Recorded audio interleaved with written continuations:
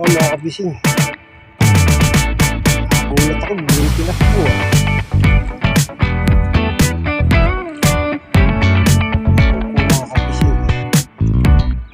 Gratis natin, mga kabising.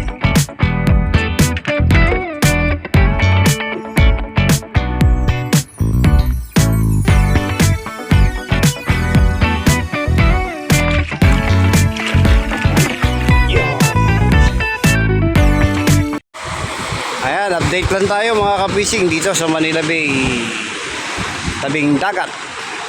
Sa Nabotas. Nakita nyo naman po yung alon mga kabising. Oh. Namumuti. At buti na lang po.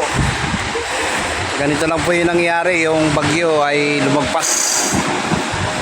Hindi po nakapagdulot ng malakas na ulan.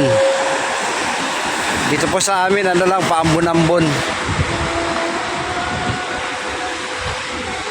Tapos yung alon, yan, higop po ng ano. Hindi po to habagat na hangin eh. Ito ay hangin bagyo. Pero yan po, tuloy-tuloy pa rin po yung gawa nila, yung pagtatambak.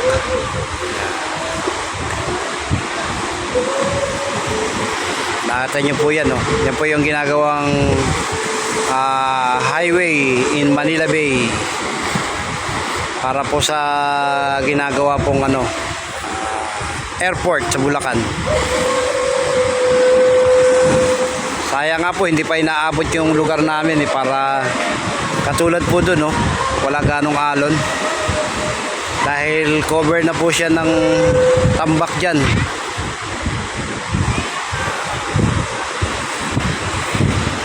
Ayan po yung Manila, Visoria, Binondo, Pier.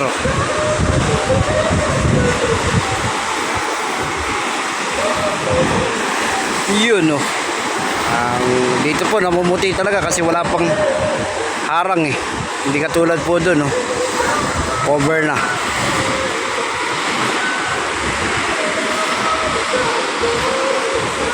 Kaya pahinga muna yung mga mandaragat. Dahil sa namumuting alon, mga kapising. Rito mga kapising. Kaya pasintabi po sa mga kumakain kasi hindi po maiwasan may mga basura.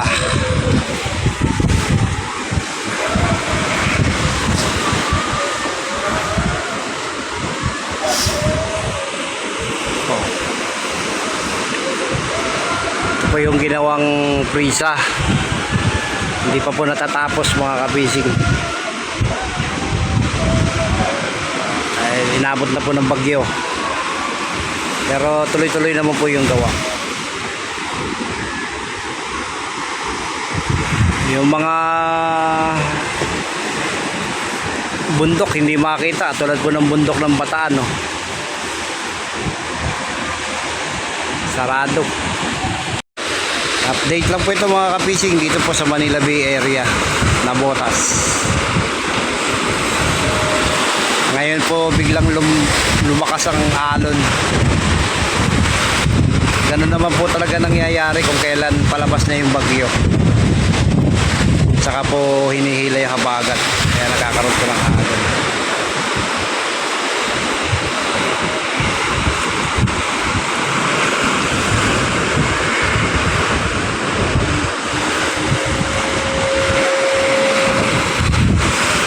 Yun no. Mga bangka papahinga muna mga bangka mga kapising. Hindi pa sa Bisaya pahuway dahil dagkog balud.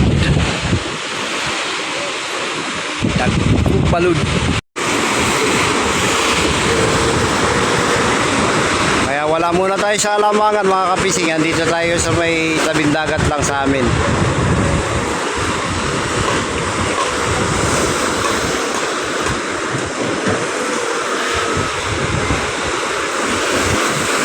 Lagi pong madilim ang laot mga kapising.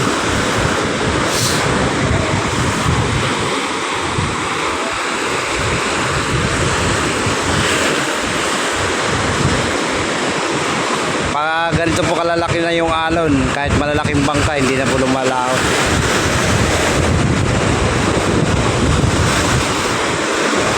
Kasi delikado na. Nilagyan po ang alon.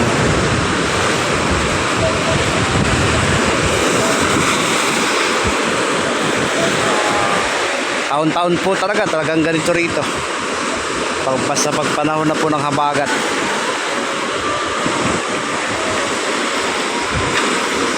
Kaya dalangin namin na sana matuloy-tuloy na yung pagtambak dyan, no? Para abutin na po itong tapat namin yan. Kasi pag inabot na po yan, hindi na po ganyan kalalaki yung alon na papasok. Mahaharangan na eh. Kaya dagdag din po yan proteksyon para dito sa mga nakatira sa tabing dagat. Lalo na po katulad namin ng mga mandaragat.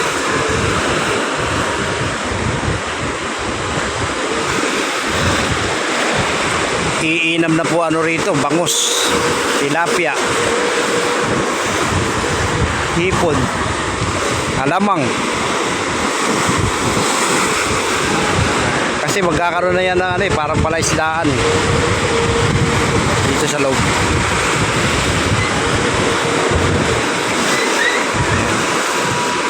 Sabi alon, di ba? Buti nga lang po, urong ang tubig. Kasi kung nagkataon po na malaki tubig, sampa na po yan.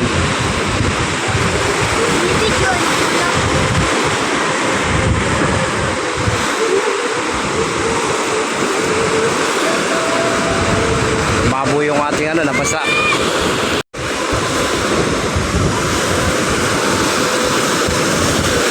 So ayan mga kapising, hanggang dito na lang po tayo. Kaya kung bago lang po kayo sa aking channel, please pa-like, pa-comment, pa-subscribe na rin po. At paki-click yung notification bell na sa ganun lagi po kayong updated sa mga video na nilalabas ko. Ako nga pala si Ray Fishing Adventure TV. Pahinga muna tayo sa dagat. To God be the glory po. God bless all.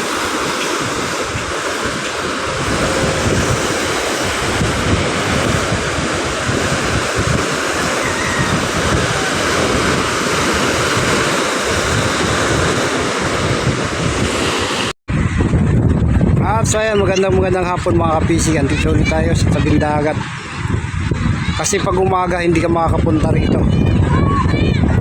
Dahil yung hampas po ng alon mababasa ka. Pagkamanti na po kanina malalaki alon. Kaya lang yung gulong epekto po ng bagyo.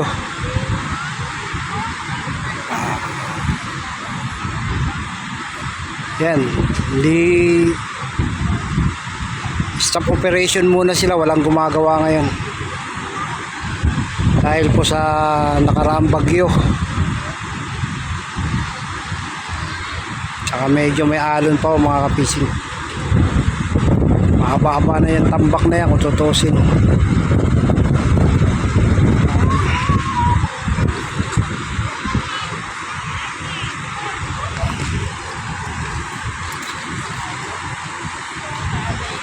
Hinihintay nga po natin na sana abutin na kami itong tambak na to.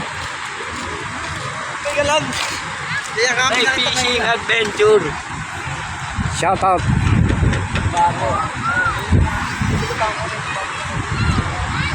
Ay mga pasamul po yan, yung bangka na yan na tumatakbo.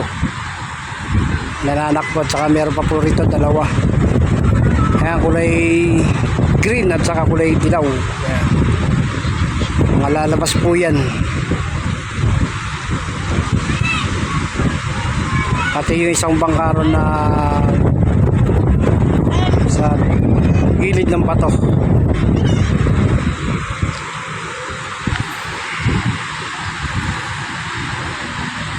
Hindi pa po tayo makalaot mga kapising dahil yung bangka natin tinanggalan natin muna ng katig tsaka batangan, tinaas muna natin.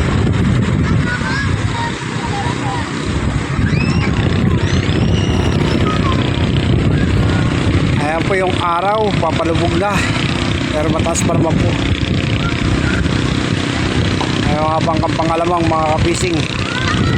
Sayang tayo nakapag-video kanina dahil yung cellphone ko ayaw mag-open yung camera. Nandun na tayo eh. Kaya lang nung magbibideo na ako wala. Yung pala kailangan ng linisin. Kailangan ng marami na po kasing video. Kailangan na magbawas.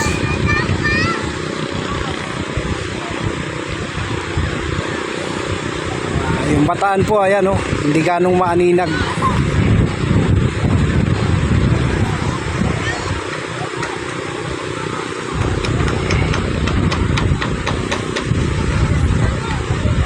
Yan po yung pier mga kapisi.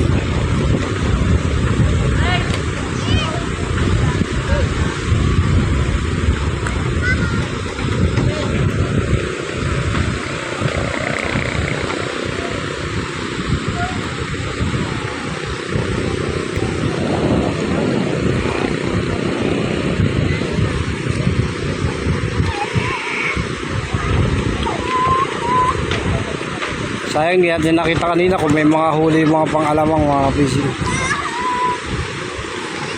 Kasi yung unang bangka na naabutan ko nagbaba, may huli po siya, 6 na banyera.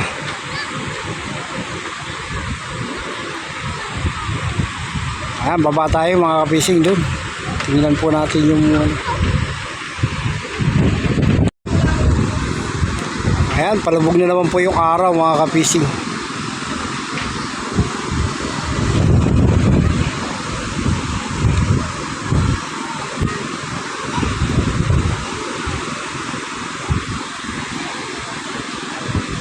May mga pasamul po na naglautan. Tapos yung mga pangulong, laut din po yan mga kapising. 1, 2, 3, 4, 5. Yung pang-5 po lumaot na.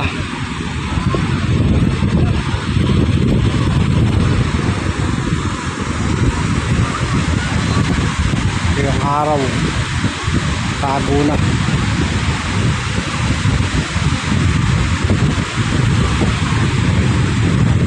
Ganito po talaga July, August hanggang September po yan. Pahingahan mga bangka ritong maliliit. Kasama na po ako ron.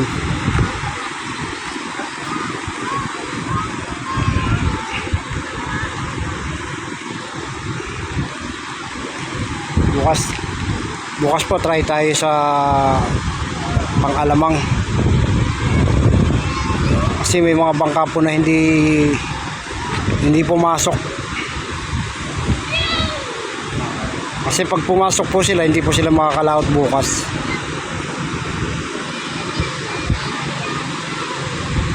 Dahil anong oras po nagbubukas ang prisa.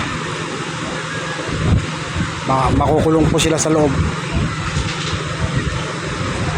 Banayan na po yung alon mga ka-fishing eh. Kahapon medyo malalaki pa eh.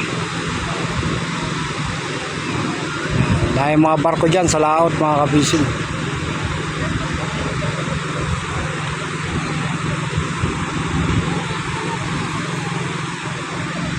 Karamihan po ng trabaho ng mga tao rito mangingisda dito po sa Nabotas. Kaya po yung boulevard, ang Nabotas ay capital city ng pangisdaan. Dito po nanggagaling yung maraming volume ng isda. Kaya pati alamang dito rin po nanggagaling.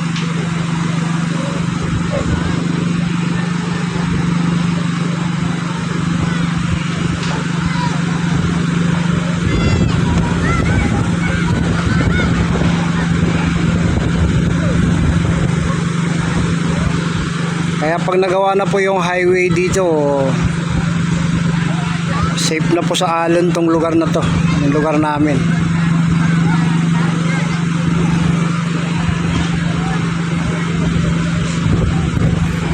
Bilis lang naman po sila magtambak. Nahinto lang po ngayon kasi yun nga po nagkaroon ng bagyo.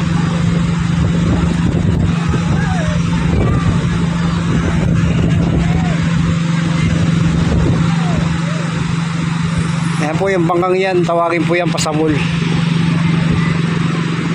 Solo piston. Hinuhuli po niyan alamang. Ayan po yung maliliit na sudsud. Pero may maliit pa po dyan. Yung tawagin po mano-mano. Yung ang nagtutulak tao.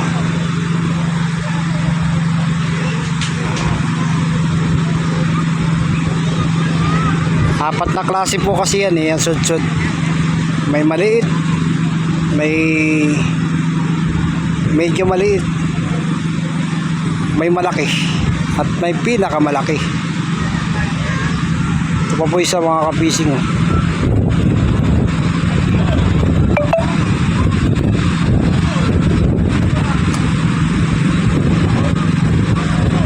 Diretso po yan ng boulevard.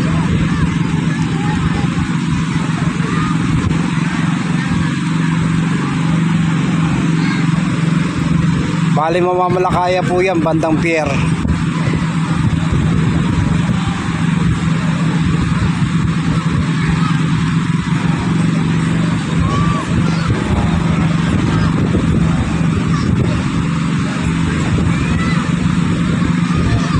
Ako yung mga pangulong. Tatlo na lang yun natira. Apat. Lumawat na po yung pandima.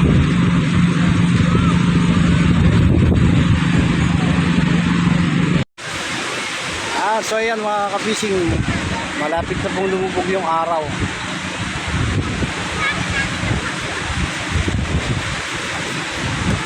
Yung mga bata po dyan naglalaro. So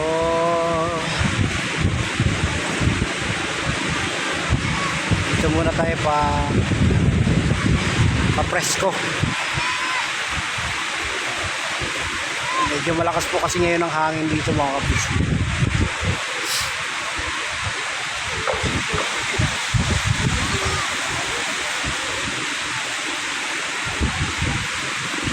So ayan mga kapising, hanggang dito na lang po tayo. Ako nga pala si Ray Fishing Adventure TV. Patuloy pong nagpapasalamat sa inyong mga suporta. Kaya kung bago lang po kayo sa aking channel, please pa-like, pa-share, pa-comment at pa-subscribe na rin po. Paki-click yung notification bell. Sa ganun lagi po kayo updated. To God be the glory po. God bless.